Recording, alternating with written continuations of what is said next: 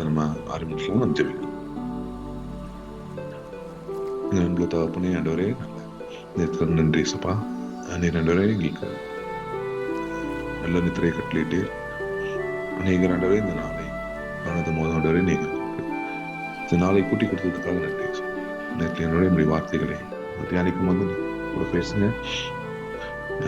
உங்களுடைய ராஜ்யத்தை பத்தி ஆண்டவரே, நீங்க ஆண்டவரே உங்களுடைய வருகிற அரசை பத்தி என்று எங்களுக்கு ஒரு சில விஷயங்களை காமிங்க. இயேசு கிறிஸ்து நாமத்தில் கேட்கிறது.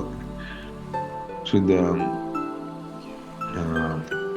காலை நேரத்துல நம்ம சங்கீதம் 72 வந்து நம்ம தியானம் பண்ண போறோம் இன்னைக்கு.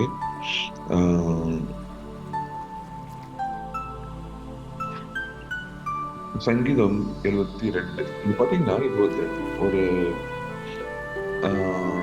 சாலமோன் எழுதின ஒரு சங்கீதம் அப்படின்னு நம்ம டைட்டில், அவங்க பைபிள் டைட்டில் போட்டு.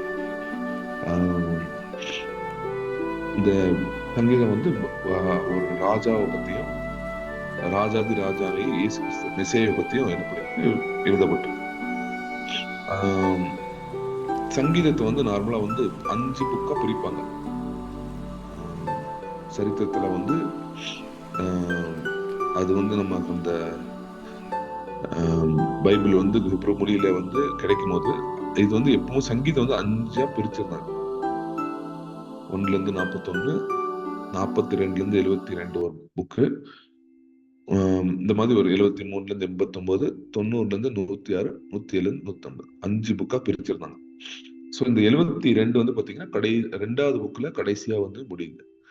ஸோ எல்லா புக்கோட கடைசி 41, 72, 89 எல்லாம் நீங்க எப்படி பார்த்து போனீங்கன்னா அது வந்து ஒரு எப்படி இருக்கும், ஒரு கம்பைலேஷன். அந்த கம்பைல் வந்து எண்ட் ஆகிற மாதிரி இருக்கும். புக்கை ஒரு கம்ப்ளீட்ல ஒரு விஷயத்தை எண்ட் பண்ற மாதிரி இருக்கும் எப்பவுமே அதை பாத்தீங்கன்னா. ஸோ இன்னைக்கு நம்ம பார்க்க 72வது சங்கீதத்துல பாத்தீங்கன்னா ஒரு செக்ஷன் முடிஞ்ச மாதிரி வருது. ஏன்னா இதுல எழுதின அதே சங்கீதங்கள் வந்து தாவீது ராஜா. ஸோ 42 72வது சங்கீதத்து வரைக்கும் பாத்தீங்கன்னா அதுலயும் நிறைய தாவீது எழுதுனதுனால என்ன பண்றாரு, சாலமோன் வந்து மேபி தாவீதோட சங்கீதத்தையே கூட எடுத்து என்ன பண்ணிருப்பாரு, ஒரு சில கம்பைலேஷன் பண்ணி அதை வந்து எண்ட் பண்ண மாதிரி பண்ணிருப்பாரு அந்த புக். ஸோ இந்த 72வது சங்கீதத்தை நம்ம படிக்கும் போது நம்ம 2 விஷயத்தையும் மனசுல வச்சுக்கணும். இது ஒரு ராஜாவை பத்தி எழுதிருக்கு. மேபி தாவீது வந்து அவரோட சாலமோன் ராஜா பத்தி எழுதிருக்கலாம். இல்ல ஒரு சில விஷயத்த நம்ம பார்க்கும் போது அது மெசேயை பத்தி எழுதுற மாதிரி நம்மளுக்கு தெரியுது. ஆனா நீங்க பாத்தீங்கன்னா இந்த சங்கீதத்தோட ரெஃபரன்ஸ் எதுவுமே புது ஏற்பாட்டுல கிடையாது. ஆனா ஒரு ராஜா வந்து நித்திய ராஜாவை பத்தி வந்து என்ன பண்ணிருக்காங்க, இதுல தெளிவா எழுதுனது மாத்திரம் நம்மளுக்கு நல்லா தெரியுது. சரி, ஸோ இந்த சங்கீதத்தை வந்து நம்ம ஒரு 7-8 பாகமா நம்ம 7 பாகமா பிரிக்கலாம். ஒரு நீங்க ஃபர்ஸ்ட் வந்து ஒரு ராஜாவின் ஒரு ஜெபத்தையும் ஞானத்துக்காகவும் ஜெபிக்கிறத நம்ம பார்க்கிறோம். அப்புறம் ஒரு நல்ல ஒரு ராஜ்யத்தின் ஆசீர்வாதங்கள் என்னன்னு பார்க்கிறோம். அப்புறம் ஒரு பெரிய ராஜாவை பத்தி நம்ம பார்க்க போறோம். அப்புறம் ஆண்டவருடைய இயேசு கிறிஸ்துவோட ஆளுகை எப்படி இருக்கும், அவரோட மகிமை எப்படி இருக்கும் பார்த்து நம்ம முடிக்கப்போம். சரியா? ஸோ இந்த காலை வேளையில நீங்க வந்து ஃபர்ஸ்ட் 1 வசனத்துல 4 வசனம் நீங்க கவனிச்சீங்கன்னா இங்க தம்பி யாராவது சங்கீதம் 72 1-4. தேவனே, ராஜாவுக்கு உம்முடைய நியாய தீர்ப்புகளையும் ராஜாவின் குமாரனுக்கு உம்முடைய நீதியையும் கொடுத்தருளும். அவர் உம்முடைய ஜனங்களை நீதியோடும் உம்முடைய ஏழைகளை நியாயத்தோடும் விசாரிப்பார். பர்வதங்கள் ஜனத்திற்கு சமாதானத்தை தரும், மேடுகள் நீதியின் விளைவோடு இருக்கும். ஜனத்தில் சிறுமைப்படுகிறவர்களை அவர் நியாயம் விசாரித்து ஏழையின் பிள்ளைகளை ரட்சித்து இடுக்கம் செய்கிறவனை நொறுக்குவார். இது வந்து நம்ம படிக்கும் போதே நமக்கு தெரியுது, இது வந்து சாலமோன் வந்து ராஜாவை வந்து ஒரு ஜெபித்த ஒரு ஜெபம். அவர் வந்து ராஜாவாக ஆக்கும் போது 1 ராஜாக்கள் 3 அதிகாரத்துல வந்து நீங்க படிக்கும்போது அவர் வந்து ஜெபிக்கிறார். ஆண்டவர் வந்து கேட்கிறாரு, உனக்கு என்னப்பா வேணும் அப்படிங்கும் போது அவர் கேட்கிறாரு, எனக்கு வந்து ஞானம் கொடுங்க, எனக்கு வந்து உங்க பிள்ளைங்களை வந்து நியாயம் தீர்க்கிறதுக்கு எனக்கு ஞானம் கொடுங்க என்ற மாதிரி அவர் கேட்கிறாரு. நியாயத்தோடும் நீதியோடும் நியாயத்திருக்கிறதுக்கு கேட்கிறாரு. ஸோ இங்கதான் என்ன ஆகுது, இந்த ஒரு சங்கீதமும் ஆரம்பிக்குது. ஒரு நியாயம் அப்புறம் நீதி, இது ரெண்டுமே பாத்தீங்கன்னா ஆணுடைய ஒரு சிம்மாசனத்தோட ஒரு அடி பலமாகுது. ரெண்டு அந்த ஆண்டு உட்கார்ந்து இருக்கிறதே வந்து நியாயத்து மேலேயும் நீதி மேலேயும் அப்படின்னு நம்ம பைபிள் படிக்கிறோம் இல்லையா. ஸோ ஆண்டுடைய பிள்ளைகளை வந்து ஒரு நீதியாக என்ன பண்றதுக்காக, நியாயம் தீர்ப்பதற்காக ராஜா வந்து என்ன பண்றாரு, ஜெபிக்கிறாரு இந்த இடத்துல. அதே நேரத்துல ஒரு ஏழைகளுக்கு ஒரு நியாயம் நீதி கிடைக்கணும் அப்படின்றது. ஏன்னா நிறைய நேரத்துல பாத்தீங்கன்னா ஒரு சமுதாயத்திலயோ ஒரு நாட்டிலயோ நிறைய நேரத்துல நீதி கிடைக்காது வந்து ஏழைகளுக்கு. ஸோ இந்த ராஜா வந்து என்ன பண்றாரு, ஆண்டவரே என்ன பண்ணணும், இந்த ஏழைகளுக்கு நீதியை நீங்க என்ன பண்ணுங்க, கட்டளை இடுங்க அப்படின்னு ஜெபிக்கிறாரு. அது மாதிரி பர்வதங்கள்ல இருந்து என்ன ஆகணும், சமாதானம் வந்து ஜனங்களுக்கு வரட்டும் அப்படின்னு. ஸோ இந்த சமாதானம் இந்த பர்வதங்கள்னு சொல்லும் போது இது ஒரு கவர்மெண்டா இருக்கலாம், இது வந்து ஒரு பைபிள் வந்து எப்பமெல்லாம் வந்து பர்வதங்கள் வருதோ அப்பெல்லாம் வந்து அநேக நாட்களை ஒரு நாடுகளை வந்து குறிக்குது. ஸோ இந்த அநேக நாடுகள்ல இருந்து கூட ஆண்டவர் என்ன பண்ணட்டும், இதுல வந்து அவங்களுக்கு வந்து ஒரு நீதியும் அந்த நாட்டில் இருக்கிறவங்களுக்கு நீதியும், தரித்திரருக்கு ஒரு நியாயமும், அது மாத்திரம் இல்லை, இங்க இருக்கிற பிள்ளைகளுக்கு, கஷ்டப்படுற பிள்ளைகளை வந்து ஆடுறது காப்பாற்றுறதும், அதுக்கப்புறம் அங்க இருக்கிற ஒரு எதிரிகளை என்ன பண்றது, எதிர்க்கிறது. இந்த 3-4 விஷயத்துக்காக என்ன பண்றாரு, ஆண்டு சமாதானத்தை வந்து நான் பர்வதத்திலிருந்து என்ன பண்றோம், நம்ம பர்வதங்களுக்கு மேல நான் கொண்டு வர போறேன்னு ஆண்டு என்ன பண்றாரு, ஜெபிக்கிறாங்க. இது ஒரு ஜெபம். ஸோ ஃபர்ஸ்ட் ஒரு 4 வருஷம் பார்த்தீங்கன்னா இந்த ராஜாவின் ஜெபத்தை நம்ம என்ன பண்றோம் பாக்குறோம் நம்ம. ஸோ இந்த எல்லா ஒரு ராஜ்யத்தின் ஒரு அடித்தளமே என்ன இருக்கணும்னா ஒரு நீதியும் நியாயமும் இருக்கணும். அதுக்காக என்ன பண்றாரு, இந்த ராஜா ஜெபிக்கிறது நம்ம பார்க்கிறோம். சரியா? ஸோ அடுத்தது நீங்க பாத்தீங்கன்னா 5ஆம் வசனத்துல இருந்து 7ஆம் வசனத்துல நீங்க படிச்சீங்க. சூரியனும் சந்திரனும் உள்ள மட்டும் அவர்கள் உமக்கு தலைமுறை தலைமுறையாக பயந்திருப்பார்கள். புல் அறுப்புண்ட வெளியின் மேல் பெய்யும் மழையை போலவும் பூமியை நனைக்கும் தூறலை போலவும் இறங்குவார். அவருடைய நாட்களில் நீதிமான் செழிப்பான். சந்திரன் உள்ள வரைக்கும் மிகுந்த சமாதானம் இருக்கும். இங்க பாத்தீங்கன்னா ஆண்டருக்கு பயந்து எப்படி சூரியன் நட்சத்திரம் எப்படி சதா காலம் இருக்கிற மாதிரி இருக்குதோ அதே மாதிரி என்ன பண்ணும், அந்த ஒரு ராஜாவும் என்ன பண்ணுவாரு, உங்களுக்கு பயந்துருப்பாரு அப்படின்றத நம்ம பாக்குறோம். ஸோ இங்க வந்து ஒரு ராஜாக்கு வந்து அவனோட பயம் இருக்கும்போது என்ன ஆகுது, அங்க இருக்கிற ஜனங்கள் வந்து என்ன பண்றாங்க, அந்த நாடே வந்து என்ன பண்ணுது, ஆசீர்வதிக்கப்படுது. ஏன்னா நீதியும் நேர்மையும் என்ன ஆகுது, அந்த ஒரு நாட்டோட ஒரு முக்கியமான விஷயமா இருக்குது. அது மாத்திரம் இல்ல, ஆண்டோட ஆசீர்வாதம் என்ன ஆகுது, அந்த மாதிரி ஒரு நாட்டுக்கு இருக்குது. எந்த நாட்டுல வந்து ஆண்டுக்கு பயந்து, ராஜா வந்து ஆண்டுக்கு பயந்து நியாயமும் நீதியும் என்ன செய்யறாரோ அதுல ஆண்டோட ஆசீர்வாதத்தை நம்ம அங்க காண முடியும்.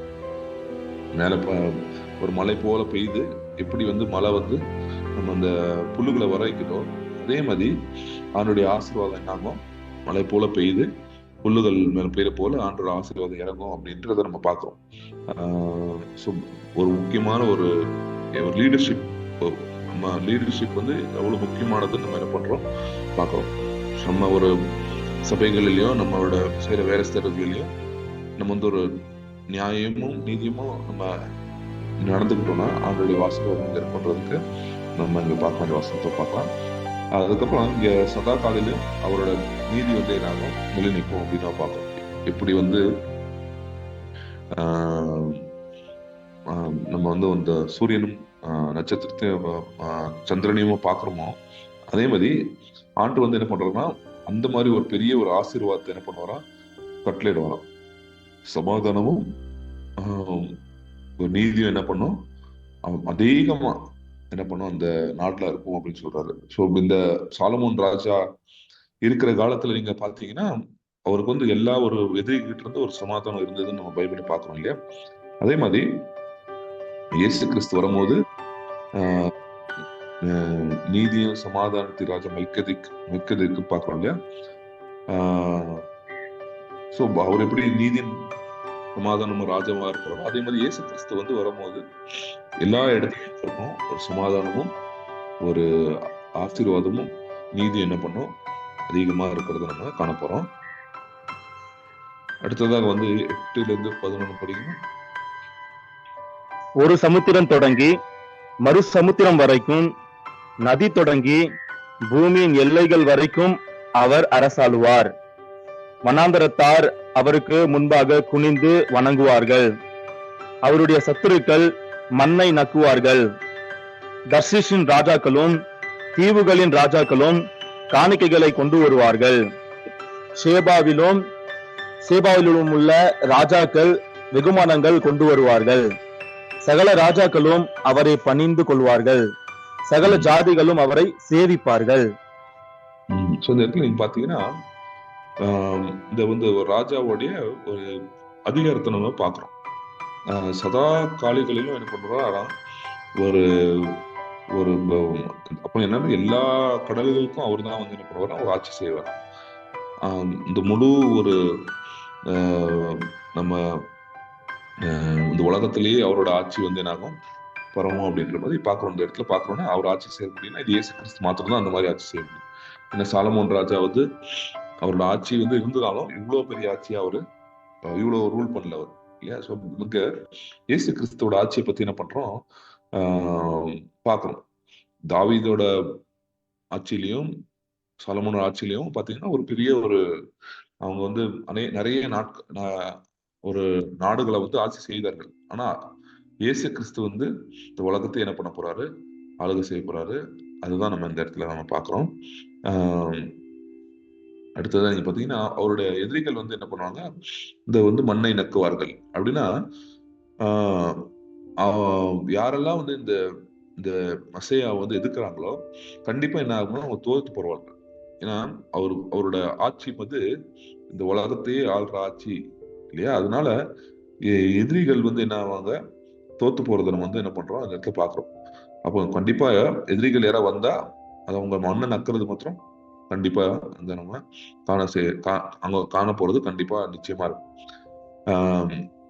இன்னைக்கு பாத்தீங்கன்னா இயேசு கிறிஸ்துவை எதிர்க்கிறதுக்கு அநேக ஜனங்களும் உண்டு, அநேக நாடுகள் உண்டு, அநேக சாத்தானின் சதிகள் உண்டு.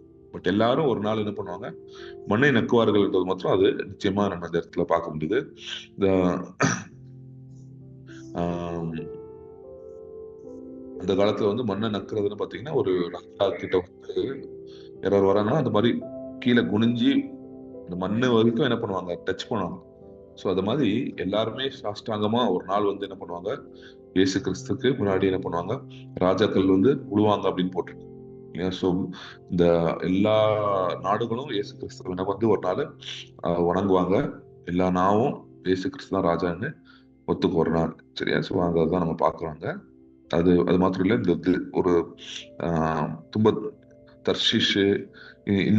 தர்ஷீஷ்னு பார்க்கும்போது இன்னைக்கு உள்ள வந்து ஒரு கடற்கரைகள் பார்க்கலாம். அப்புறம் ஷேபா அப்படின்னும் போது ஆப்பிரிக்கா நாட்டுகள், அந்த எல்லா நாட்டுல இருந்து ராஜாக்கள் வந்து என்ன பண்ணாங்க, இயேசு கிறிஸ்து வணங்குவாங்கன்னு நம்ம பார்க்கிறோம். 12 படிங்க, 12-14. கூப்பிடுகிற எளியவனையும் உதவியற்ற சிறுமையானவனையும் அவர் விடுவிப்பார். பலவீனனுக்கும் எளியவனுக்கும் அவர் இறங்கி எளியவர்களின் ஆத்துமாக்களை ரட்சிப்பார். அவர்கள் ஆத்துமாக்களை வஞ்சகத்திற்கும் கொடுமைக்கும் தப்புவிப்பார். அவர்களுடைய ரத்தம் அவருடைய பார்வைக்கு அருமையா இருக்கும். இந்த இடத்துல பாத்தீங்கன்னா எப்படி வந்து அந்த மசையா வந்து என்ன பண்ணுவாரு, கஷ்டப்படுறவங்களுக்கு வந்து என்ன பண்ணுவோம், உதவி செய்யறதுன்னு பாக்குறோம். ஒரு நியாயம் நீதியும் அவங்களுக்கு கிடைக்குது கஷ்டப்படுறவங்களுக்கு. அதே மாத்திரம் அவங்களோட பசினால அவங்க படுற கஷ்டங்கள், அவங்களுக்கு தேவைகள் எல்லாத்தையும் இயேசு கிறிஸ்து என்ன பண்ணுவாரு, சந்திப்பாருன்றத நம்ம இங்க பாக்குறோம். அவருடைய ஆத்துமாக்களை என்ன பண்ணுவாரு, ரட்சிப்பாரு. சோ எந்த ஒரு ராஜாவும் வந்து என்ன பண்ணலாம், அந்த உலக பிரகாரமா ரட்சிக்கலாம். பட் இந்த மெஸ்ஸியா வந்து என்ன பண்ணலாம், அவங்க ஆத்துமாக்களை கூட ரட்சிப்பாங்க. ஸோ அது கிளியரா வந்து நம்மளுக்கு இயேசு கிறிஸ்துவோட ஆட்சியை பத்தி எழுதப்பட்டிருக்கு அப்படின்னு. அது மாத்திரம் இல்லை, இங்க வந்து யாருக்கெல்லாம் வந்து அவங்களோட ஒரு யார் வந்து ரொம்ப கஷ்டப்படுறாங்களோ, அடிமைத்தனத்துல இருக்காங்களோ, அவங்கள வந்து என்ன பண்றாரா, ஒரு அந்த மாதிரி விஷயத்துல இருந்து என்ன பண்ணுவாங்க, காப்பாத்தி அவங்க என்ன பண்றாரா, அவங்கள வழி நடத்துறாங்க. ஸோ நம்மளை வந்து இயேசு கிறிஸ்து வந்து பாவத்தின் அடிமைத்தனத்துல இருந்து ரட்சித்ததை நம்ம என்ன பண்றோம், பார்க்கணும் இல்லையா? ஸோ அதே மாதிரி இந்த ஒரு மெசேஜோட ஒரு முக்கியமான விஷயம் பார்த்தீங்கன்னா, ஒரு நம்ம மேல வச்சிருக்கிற ஒரு அன்பு. அதனால அவர் என்ன பண்றாரு, நம்மளை வந்து அடிமைத்தனத்துல இருந்து விடுவித்து அவரை அவர் ஏன் வந்து அவங்க ஏழைகளா இருந்தா கூட அவங்களுடைய ஆத்மாவும் சரி, அவங்களுடைய ரத்தமும் சரி ரொம்ப வந்து முக்கியமானது அப்படின்னு என்ன பண்றாங்க, அந்த மெசேஜை வந்து நினைவு கூறுவாராம். ஏன்னா இந்த நம்ம வந்து ஒரு 100 வருஷத்துக்கு முன்னாடி பாத்தீங்கன்னா ஏழைகளோட உயிருக்கு வந்து மதிப்பே கிடையாது. இந்த நாட்கள் வந்து கோர்ட் இருக்கு, சுப்ரீம் கோர்ட் இருக்கு, நம்மளுக்கு வந்து ஒரு சில நேரத்தில் நியாயம் கிடைக்கும். பட் அந்த காலத்துல வந்து ஏழைகளுக்கு நியாயம் நீதி கிடைக்கவே கிடைக்காது. பட் ஆனா இயேசு கிறிஸ்துவோட ஆட்சியில ஏழைகளா இருந்தாலும் சரி, பணக்காரராக இருந்தாலும் சரி, அவங்களுக்கு கண்டிப்பாக என்ன கிடைக்கும், நியாயம் கிடைக்கும்ன்றதை நம்ம பார்க்கிறோம். அடுத்ததாக வந்து பாத்தீங்கன்னா 17 படிக்கணும். 17 15, 16, 17. அவர் பிழைத்திருப்பார், ஷேபாவின் பொன் அவருக்கு கொடுக்கப்படும், அவர் நிமித்தம் இடைவிடாமல் ஜெபம் பண்ணப்படும், என்னாலும் ஸ்தோத்தரிக்கப்படுவார். பூமியிலே மலைகளின் உச்சிகளில் ஒரு பிடி தானியம் விதைக்கப்பட்டிருக்கும், அதன் விளைவு லீபனோனை போல அசையும், பூமியின் புல்லை போல நகரத்தார் செழித்தோங்குவார்கள். அவருடைய நாமம் என்றென்றைக்கும் இருக்கும், சூரியன் உள்ள மட்டும் அவருடைய நாமம் சந்தான பரம்பரையாய் நிலைக்கும். மனுஷர் அவருக்குள் ஆசீர்வதிக்கப்படுவார்கள், எல்லா ஜாதிகளும் அவரை பாக்கியமுடையவர் என்று வாழ்த்துவார்கள். பாத்தீங்கன்னா என்றென்றைக்கும் இருப்பாரு அப்படின்னா இயேசு கிறிஸ்து மாத்திரம் தான் அதை வந்து நம்ம சொல்ல முடியும்னா, அவர் தான் உயிரோட எழும்பி இன்னும் என்ன பண்ண சதா காலமா என்ன பண்றாரு, உயிரோட இருக்கிறார். ஸோ அந்த மெசேஜை பத்தி எழுதும் போது என்னோட இந்த ராஜா வந்து என்றென்றைக்கும் உயிரோட இருப்பார். ஸோ அவர் நமக்காக மரித்தார், இன்றும் அவர் என்ன பண்றாரு, உயிரோட இருக்கிறார். அதை எழுதப்பட்டிருக்கு. எல்லாவித சேபாவின் கோல்டு அப்படின்னு பார்க்கும்போது அவர் ஒரு முக்கியமான ஒரு எல்லாவிட முக்கியமான ஒரு விஷயங்களும் அவர் கையில கொடுக்கப்படும். அதுதான் போட்டு. ஸோ அவருக்கு வந்து எல்லா வித மகிமையும் துதியும் என்ன பண்றாங்க, செலுத்துறதை பத்தி தான் நம்ம பாக்குறோம். அடுத்ததாக நம்ம வந்து அவருக்கு ஜெபங்கள் வந்து ஏற்படுத்தப்படும். அப்படின்னா நம்ம இயேசு கிறிஸ்துக்கு செய்யற வந்து ஊழியங்கள், நம்ம இயேசு கிறிஸ்துக்காக இயேசு கிறிஸ்துவோட ராஜ்யத்துக்காக நம்ம எடுக்கிற எல்லா பிரயாசமும் தான் அந்த ஜெபங்கள்னு எழுதப்பட்டிருக்கு. அவருடைய நாமம் என்றென்றைக்கும் இருக்கும் அப்படின்னு போட்டிருக்கோம். எல்லாரோட ராஜாக்கள் வந்து எவ்வளவு பெரிய பெரிய ராஜாக்கள் வந்தாலும், சீசர், நெப்போலியன், அலெக்சாண்டர் எல்லாம் வந்துட்டு போனாலும் ஒரே ஒரு நாம தான் என்றென்றைக்கும் நிலைக்கும், அது இயேசு கிறிஸ்துவோடைய நாமமா இருக்குது. மனிதர்கள் வந்து அவரை ஆசீர்வதிப்பாங்க, அவரோட நாமம் வந்து என்ன பண்ணும், ஆசீர்வதிக்கப்படும் அப்படின்னு. ஸோ சாலமோன் காலத்துல வந்து அவர் ஆசீர்வாதமா இருந்தா கூட, பட் இது மெசேஜை பத்தி எழுதுனதுனால அவர் வந்து மகிமையின் ராஜாவா இருக்கிறதுனால அவர் வந்து ஒரு ஆசீர்வதிக்கப்பட்டவர். சரியா? கடைசியாக ஒரு 18, 19 படி. இஸ்ரவேலின் தேவனாய் இருக்கிற கர்த்தராகிய தேவனுக்கு ஸ்தோத்திரம் உண்டாவதாக, அவரே அதிசயங்களை செய்கிறவர், அவருடைய மகிமை பொருந்திய நாமத்துக்கு என்றென்றைக்கும் ஸ்தோத்திரம் உண்டாவதாக, பூமி முழுவதும் அவருடைய மகிமையால் நிறைந்திருப்பதாக. ஆமேன், ஆமேன். இங்க பாத்தீங்கன்னா கடைசியா என்ன ஆகுதுன்னா, ஒரு ஆசீர்வாத ஜெபத்தை வச்சு என்ன பண்றாங்க, முடிக்கிறாங்க. அவர் பூமி எங்கும் அவருடைய மகிமை இருப்பதாக. ஏன்னா இயேசு கிறிஸ்து ஒரு நாள் வரும்போது எல்லா ராஜாக்களும் சரி, எல்லா விதமான ஆட்களும் சரி என்ன பண்ணுவாங்க, அவர்தான் ராஜாதி ராஜன் என்ன பண்ணுவாங்க, ஒரு நாள் வணங்குவாங்க. சரியா? அந்த நாள் வரும். அந்த நாள் வர்றதுக்கு முன்னாடியே கிறிஸ்தவர்கள் என்ன பண்றாங்க, ஒரு விசுவாசித்து நம்ம என்ன பண்றோம், அந்த விசுவாச பாதையில நம்ம நடக்கிறோம். அவ்வளவுதான். அதுக்கப்புறம் வந்து நிறைய பேர் வருவாங்க. பட் நம்ம வந்து முந்திக்கிறோம். அதனால நம்மளுக்கு ஆண்டவர் வந்து அநேக ஆசீர்வாதத்தை என்ன பண்றாரு, கட்டளையிடுறார். இஸ்ரேல் நாடு வந்து இயேசு கிறிஸ்துவை வருகைக்கு ஒரு முக்கியமான ஒரு விஷயமா இருந்தாங்க.